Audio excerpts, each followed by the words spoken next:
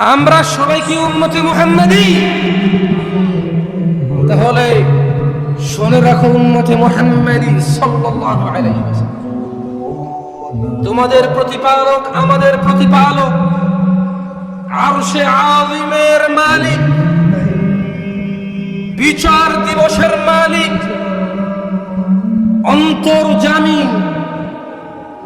মানুষের রাজ্জাক, মানুষের নিরাপত্তা দানকারী। তিনি ওনার হাবিব সাল্লাল্লাহু আলাইহি ওয়াসাল্লামকে বলছেন, কুল, ও উম্মতে মুহাম্মদ, জেনে রাখো তোমাদের রব, তোমাদের প্রিয় মুস্তাফা সাল্লাল্লাহু আলাইহি ওয়াসাল্লামকে বলছেন, কুল, বলে দিন লিইবাদিয়াল্লাযীনা আমানু, বলে দিন আমার বান্দাদের মধ্যে যারা ঈমান এনেছে, يقيموا الصلاة وينفقوا مما رزقناهم سرا وعلانية।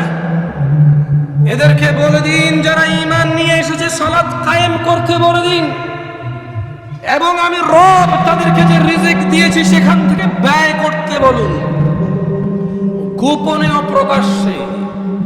আল্লাহ তাআলা ওনার মুহাম্মদ হাবিব সাল্লাল্লাহু আলাইহি সাল্লামকে বলছেন, এদেরকে বলে দিন যদি ঈমান আরো সত্য দাবি করো তাহলে সালাত প্রতিষ্ঠিত করো, নামাজ কায়েম করো এবং দান করো প্রকাশ্যে, যেটা মানুষের চোখে আসে তবে মানুষ দেখিয়ে নয়।